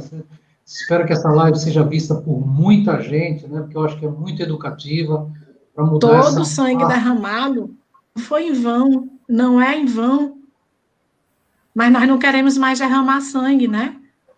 Está aqui a Batuque Ancestral, a escola de samba aqui em Potiguar, que ganhou e estava no grupo de acesso e foi para, né, trouxe esse hino, sangue derramado, não queremos mais, né? É isso.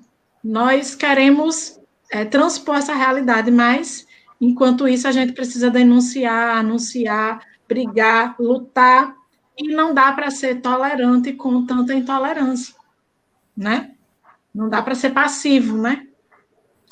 Não dá para aceitar tão de bom grado esse lugar que querem nos dar, porque nós não vamos aceitar. Não dá para aceitar que eu sou a única vereadora negra na Câmara. Gente, isso é um absurdo.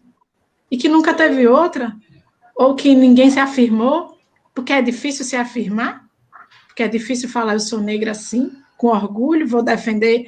É porque é difícil trazer pautas negras para o dia a dia, para as ações. Como o professor falou aí, a gente posta uma coisa, todo mundo curte e elogia. Professor, eu já ouvi comentários, você fala demais da questão racial. Sim, porque foi demais a ausência da questão racial na minha vida e na vida do meu povo. Porque tiraram isso de nós, mas não vão nos silenciar nunca mais. Tá? E nós queremos viver. Eu acho que a gente precisa anunciar isso todos os dias. E a gente vai encher o saco um dia, no outro, depois vão se acostumar, né? Vão se acostumar. Vão se acostumar, e é por isso que a gente precisa dessa rede de apoio para ajudar o povo a se acostumar com a nossa identidade e lutar por ela junto com a gente. Lutar por ela. Porque nossa pauta não é só de uma identidade individual, mas é de uma existência coletiva. Essa que é uma grande questão e é uma grande diferença. Muito bem, Divaneide. Gente, nós já vamos com 1h20 aí. Eu queria continuar com vocês aqui, debatendo 3 horas. Vai mexendo com... Vocês estão dando uma aula aí, eu espero que muita gente, vou tentar que todos os meus alunos possam ver essa live, né? Professores também, né, que não refletem sobre esses temas. Todos os professores desse país pudessem ver uma live como essa, um debate que vocês estão protagonizando aqui, seria fundamental. Mas a coisa, como eu falei, não é só... O Brasil foi um estupro, como vocês falaram, feito no sofrimento, no massacre de negros, mas também teve muita luta. E também tem muita coisa boa. Esse fato agora, né, é muito alvissareiro do que estamos vendo nos Estados Unidos. Mas eu queria comentar com a Milton. A nossa Bahia Negra, talvez o estado de maior concentração de população negra do país, nos deu um exemplo, né, que nos orgulha nas últimas eleições. Foi o estado que teve o maior porcentagem de voto contra Bolsonaro. Ou seja, onde Bolsonaro teve a menor votação. Enquanto o Sul, né, Rio Grande do Sul, Paraná, São Paulo, branco, tem muita gente negra lá, mas se considera na visão, no imaginário do Brasil, né, que são estados mais brancos, a nossa Bahia Negra nos deu um exemplo de consciência. 80%, né, de votação contra Bolsonaro. Isso faz com que... Como é que você vê isso, o fato exatamente da região mais negra do país, que é o Nordeste brasileiro, ter sido a que mais rejeitou Bolsonaro? Olha, a Bahia, essa é uma pergunta super interessante, né? A Bahia tem uma trajetória histórica, né, muito interessante, de lutas e resistência. E se você lembrar de que o Brasil, de fato, né, só foi liberto, tá, com a Guerra da Independência na Bahia, e o professor de História pode me ajudar nesse processo, e aqui a gente celebra todo ano, 2 de julho, né, que praticamente é como se fosse no ano seguinte, após a Declaração da Independência forjada, né, na suposta margem do Rio Ipiranga, assim como conta a historiografia oficial, mas aqui na Bahia teve luta pela independência. Então, o povo brasileiro tem esta perspectiva de resistência que é histórica. Vou trazer um outro elemento importante, por exemplo, além da Guerra da Independência na Bahia, por exemplo, que a gente celebra no 2 de julho, né, nós temos um elemento importante, é de que os escravos que saíam da Bahia para outros territórios eram escravos que eram hostilizados e que tinham dificuldade de ser comercializados no Sul e outras regiões do país, porque eram escravos que vinham de um histórico, de uma tradição de revoltosos, historicamente. Então, quem vai ler, né, o livro de João Reis, né, aqui na Bahia, que é um historiador que discute as revoltas, elementos, né, essas construções que vai colocar a gente nessa vanguarda, né, da resistência, vamos dizer assim, da luta negra, né, no Brasil, que é importante lembrar. Um outro elemento que eu quero trazer, que eu acho que o professor Luciano deu uma contribuição extraordinária, essa última fala de Divaneide, né, ilustra muito bem essa necessidade, é de que mesmo sofrendo esse processo de desumanização, sempre que os negros construíram seus processos de revoltas, se aquilombaram, etc., o acolhimento e a diversidade, né, da população que habitavam esses espaços, que construíam esses processos de revolta, eram extremamente amplos, né, e tinham brancos pobres, né, e aqueles brasileiros que não concordavam com o processo de exploração, né, desenvolvido pela coroa portuguesa aqui no Brasil. Tá? Então, nós temos uma revolta, por exemplo, significativa, que foi a revolta dos Búzios, e a revolta, né, que a gente também conhecida como a revolta dos alfaiates, e que uma prova dessa generosidade transformadora, né, que a nossa ancestralidade, né, construiu, e que a gente tem muito orgulho de afirmar aqui, é que nos panfletos dos sediciosos da revolta de Búzios, estavam lá escrito exatamente assim: animai-vos, povo baianense, que é chegado a hora da nossa libertação, o dia em que viveremos todos como iguais, o dia que viveremos todos como irmãos. Olha que coisa bonita, que coisa interessante, certo? Então, tinha uma noção de povo, uma pluralidade de pensar essa construção de povo, que não era só a liberdade para o povo negro, era a liberdade para o povo que fazia parte, né, daquele sonho, né, de ter uma vida mais digna, de ter uma vida, entendeu, respeitosa, sem escravidão. Então, entendeu, livre da escravidão, livre da exploração colonialista, quer dizer, foi muito interessante essa construção, né, que foi duramente abafada e que suas lideranças foram, né, chacinadas em praças públicas, né, foram esquartejadas e colocadas seus restos mortais em praça pública, aqui na Piedade, que hoje tem um monumento em homenagem a esses revoltosos, né, que eram todos jovens, considerando proporcionalmente a época, mas na idade entre 19 e 24 anos, etc., que é o que acontece hoje. Então, não é à toa de que a população que mais morre está na faixa entre 15 e 24 anos, porque é onde estão os nossos insurgentes, é onde estão os negros que podem exercer um processo, né, de levantes contra a ordem, certo? Que ainda não foram domesticados, que ameaça, que surgem o tempo todo como ameaça a esse modelo de dominação perverso. Então, eu fiz esse processo histórico para dizer que esse sentimento que nós construímos aqui na Bahia está vinculado a esse sentimento histórico. Então, eu acho que, apesar de nós termos um contexto favorável, né, de estar ainda vivendo num governo, né, que se declara popular, mas embora tenhamos questionado a sua base, né, e as suas intervenções, né, que, em certa medida, tem privilegiado uma relação de conciliação com o grande capital aqui na nossa região, mas que, de qualquer forma, certo, fechou as portas para esse processo de crescimento da ultradireita, né, que tem sinalizado, né, nessa sua perspectiva de golpe e retirada de direitos. Então, nesse aspecto, eu acho que Salvador,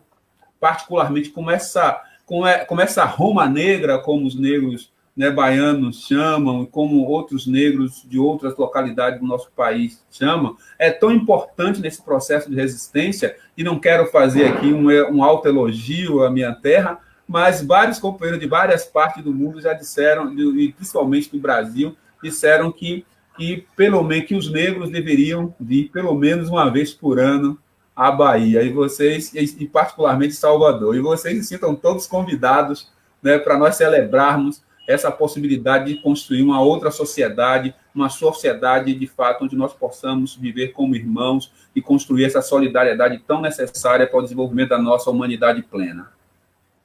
É isso aí, Hamilton. Muito obrigado pelas palavras, viu? Belas palavras. Espero, como torcer que a humanidade reflita, repense, né? E somos todos um só, uma raça só. Gente, vamos lá. Olha, o nosso tempo aí já vai 1h30. Por mim, a gente ficava aqui.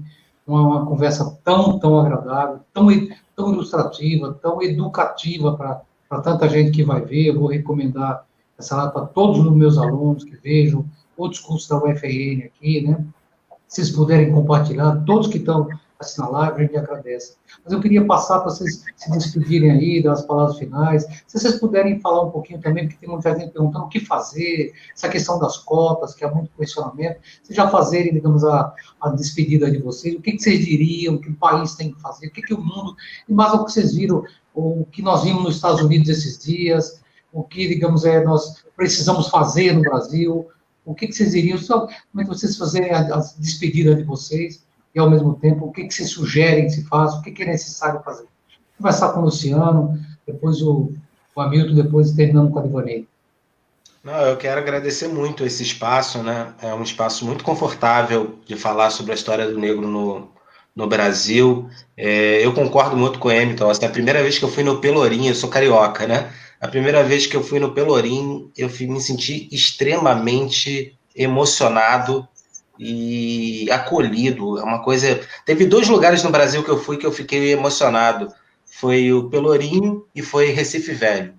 É impressionante como a cultura negra nesses 2 espaços me deixaram assim. E eu fui também no Quilombo de Palmares, está bastante abandonado lá, mas também fiquei bastante emocionado, né? A gente, para nós, negros é como se fosse o local a ser visitado, né? E eu quero me despedir falando um pouco sobre isso, assim, sobre nova sociabilidade. O Hamilton colocou isso muito bem. O maior exemplo do que seria a cultura negra não tinha espaço para racismo, que é o Quilombo de Palmares. O Quilombo de Palmares tinha brancos pobres que viviam lá. O Quilombo de Palmares tinha indígenas que viviam lá.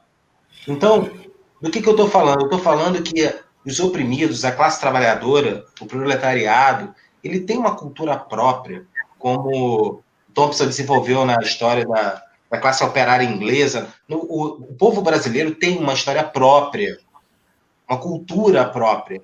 E é uma cultura muito acolhedora. É uma cultura eu gosto de escrever a palavra nova sociabilidade, que é como os seres humanos se tratam e se cuidam uns dos outros. Essa questão de faltar sal e você bater na porta do vizinho, na favela, para pegar um pouquinho de arroz, um pouquinho de sal, isso, para mim, é o que há de mais bonito na cultura brasileira. Só que a cultura brasileira só vai florescer se a gente aprender a respeitar a importância do negro, especificamente na complexidade da formação de uma sociedade de colonização europeia, de tradições indígenas, mas também de tradições negras que se misturaram e transformaram o Brasil.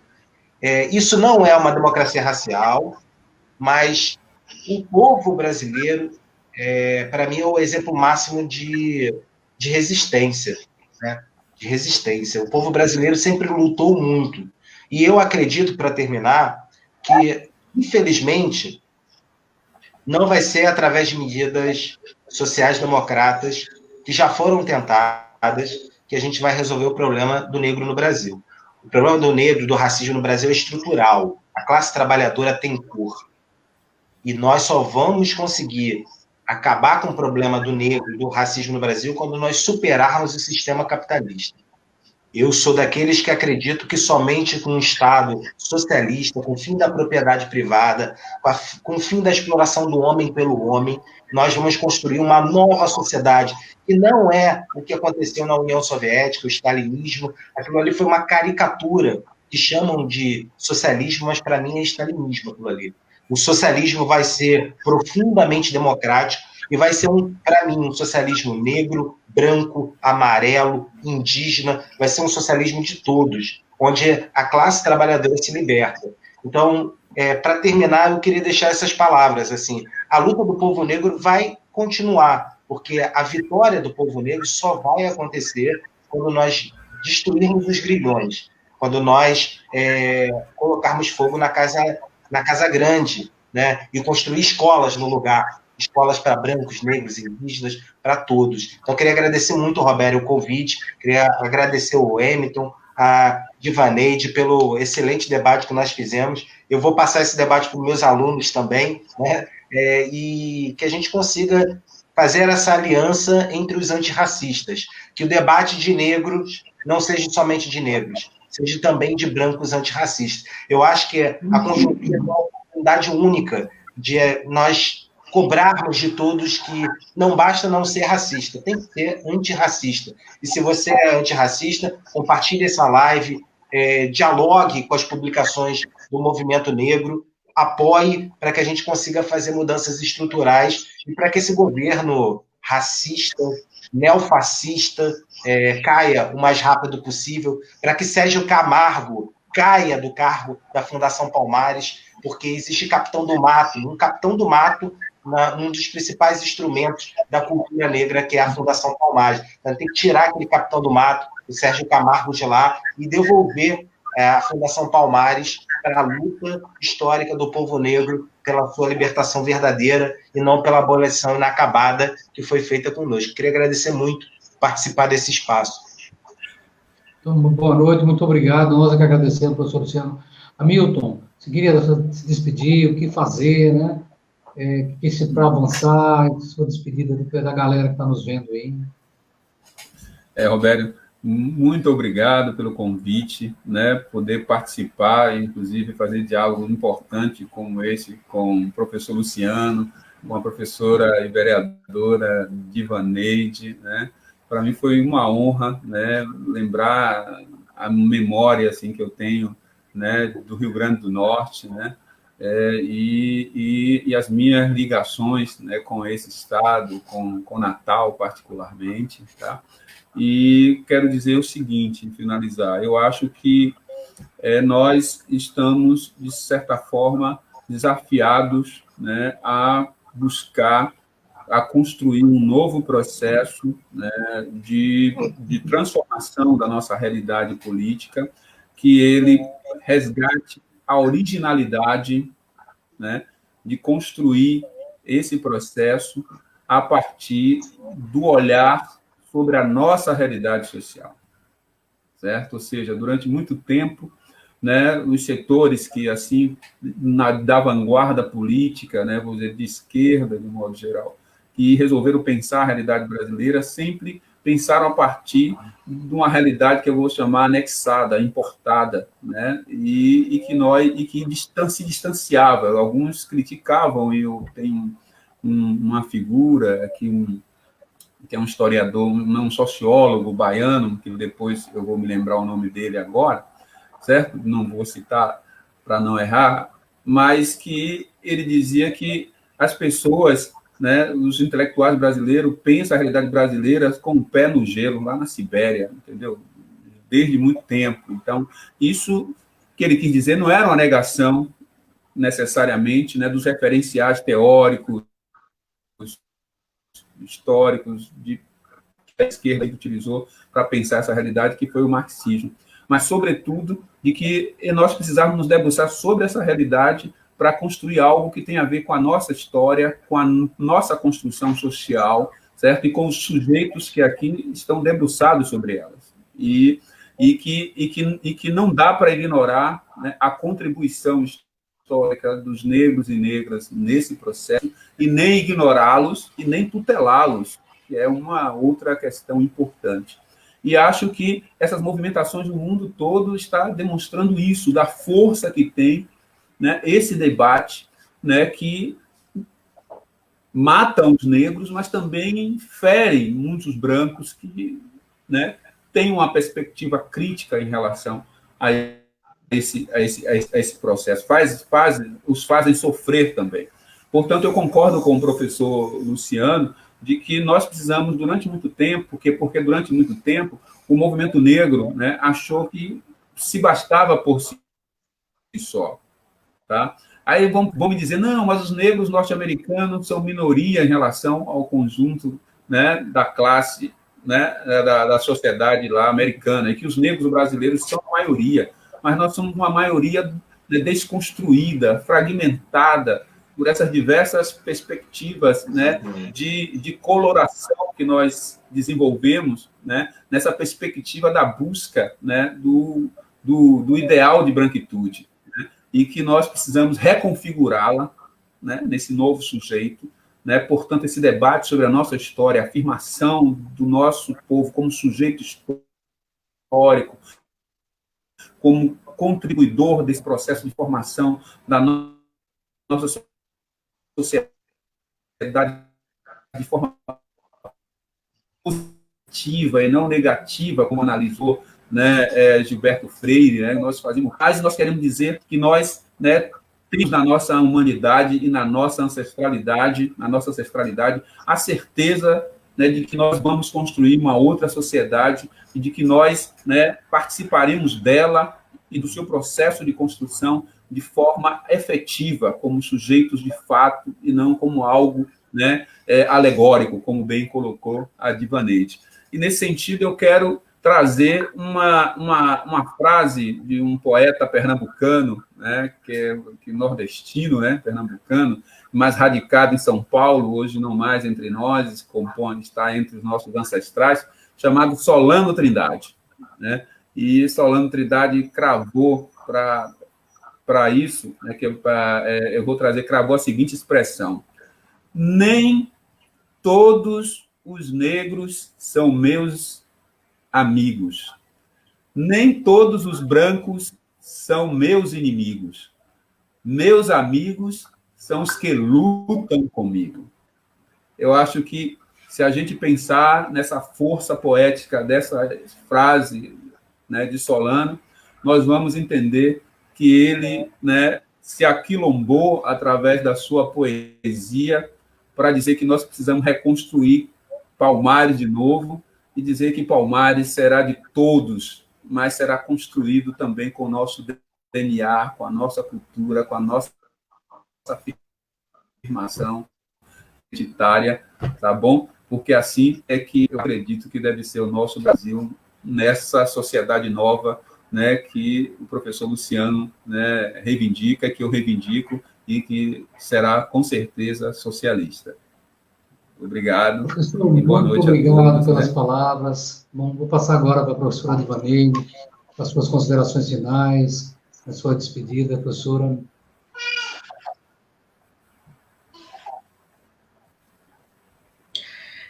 Eu acho que nós temos que reivindicar essa sociedade, sim, porque a gente precisa de uma nova estrutura, senão a gente não vai fazer essa configuração, né, que a gente está querendo reconfigurar para a gente ter, né, nossa história, nossa identidade, nossa liberdade. Então, acho que esse debate aqui foi um aprendizado enorme. Eu estou muito grata, viu, professor Robério, por ter a oportunidade de estar aqui com vocês, de ouvir o professor Luciano, de ouvir o professor Hamilton, essas experiências, essa verdadeira aula, né? Acho que nos dá a força para a gente seguir lutando, né? É bem como esse poema, né? Meus amigos são os que lutam comigo. Eu acho que a gente precisa fazer uma grande rede comunitária, antirracista, uma grande rede, identificando todo mundo que está lutando em todos os lugares para a gente fazer um grande levante, porque a gente vai precisar de um grande levante, a gente vai precisar altear a nossa pauta e a nossa bandeira, né? As pessoas precisam entender a dimensão dessa bandeira, a dimensão de ter se o nosso debate é em torno do racismo estrutural e é da estrutura da nossa sociedade, então não cabe ser escamoteado o debate racial, ele precisa ser central. Então a gente vai precisar fazer essa disputa na nossa sociedade de narrativa, mas não é só de narrativa, né? É uma disputa real, né, de lugar, né, de projeto, de desenho de sociedade que a gente sonha, que a gente deseja. Então, acho que a gente... Eu tive uma live essa semana com a juventude da PJMP Nacional, Pastoral de Juventude do Meio Popular, e Dandara, ela encerrou recitando um poema que dizia assim, tente vestir a minha pele, né? E é muito isso, assim, a gente está dizendo, tente vestir a minha pele, tente entender o que eu passo, né? tenha afroempatia pelo que a gente está falando, para a gente poder ter empatia pela dor da sua desigualdade e a gente criar, né, de fato, uma rede muito coesa em que todas as pautas elas são importantes e que nós vamos erguer todas as bandeiras juntos e juntas, né? Mas para isso precisa entender que na centralidade da discussão tem a mudança estrutural e nessa mudança estrutural não cabe racismo, porque ele é a base desse desenho e dessa, né, junto com essa sociedade capitalista, junto com a desigualdade que a gente vivencia, junto com tudo isso, né? E o professor Robério falando aí da ampliação das mortes nas periferias, citou o Guarapes, né? E foi lá também que nós tivemos aí a morte do jovem Gabriel, né? Depois de uma abordagem policial, e que tem repercutido, que tem criado movimentos na comunidade em torno de justiça, né? Com todas as dificuldades, com o que a gente está vivendo hoje, com o isolamento, mas a juventude foi para a rua, né? Os insurgentes estão nas ruas, o Levante está na rua por liberdade, na rua pelo direito à vida, pela vida de Jorge, mas pela vida de Gabriel, de Miguel. E é nessa comunidade em que essa rede comunitária já se instalou, né? A rede comunitária em torno da defesa da vida, mas não só isso. É uma denúncia racial. A comunidade está fazendo isso. Então, a gente tem que se irmanar com o Guarapes, para o Guarapes se irmanar com Nossa Senhora da Apresentação, para se irmanar com as rocas, para se irmanar com o país inteiro, para a gente poder garantir nossa liberdade de fato, para a gente poder ir mais uma vez no Pelourinho, ou quem não foi pela primeira vez e se emocionar, né? Todo mundo tem que ter essa oportunidade de se emocionar com a nossa cultura e a nossa história. É pelo direito de entender a nossa história, inclusive, que a gente está lutando, porque muita gente nem consegue, não teve acesso, lhe foi negado, né? A gente quer lutar por isso. Muita gratidão. É isso aí, gente. Gente, olha, eu não queria, sobre o tema, eu não quero falar mais nada, porque eu acho que nós tivemos uma aula aqui, para mim também foi uma aula, a gente é professor, a gente fala que a gente ensina sempre aprendendo. Muito obrigado, Ivanei, professor Luciano, Hamilton, porque para mim isso foi uma aula, vocês deram uma aula, eu espero que muita gente fale. Robério. Eu não quero, pois não. Robério, só para ver como é que foi uma aula mesmo, a gente está a 1h46 conversando e nós não falamos do extermínio da Marielle, né? Isso. Eu estava pensando aqui, a gente falou de tudo, o universo tudo, e nada mais asqueroso do que aquele bárbaro assassinato que até agora não se cala. Quem matou Marielle? Isso. Quem matou Marielle? Se vocês olharem, ela está bem aqui, ó. Está bem no fundo aqui na parede, eu a coloquei para a gente não esquecer. Tá bom? Exatamente. Obrigado pela presença de vocês, pela aula. Eu quero falar mais sobre o tema, porque vocês já falaram tudo, tá certo? Era esse o objetivo da live mesmo, e dedicar essa live. Eu queria mencionar o George Floyd nos Estados Unidos, a todos os jovens que morrem todo dia, né?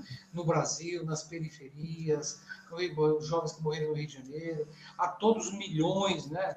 De escravos, trabalhadores, em todos esses últimos, da Idade Moderna, esse último período. É isso, gente, dizer que muito obrigado pela presença, obrigado a presença de vocês que acompanharam até agora essa live. Eu peço que vocês compartilhem, porque não basta assistir, é importante, né, como a Ivanei e outros falaram, não basta, digamos, ser contra o racismo, tem que ser antirracista, tem que batalhar, tem que divulgar, tem que construir um mundo novo, que seja esse mundo que o professor Luciano, Hamilton, o reverendo colocaram, um mundo novo, um mundo socialista, um mundo igualitário, tá bom? Para todos nós. Muito obrigado e boa noite.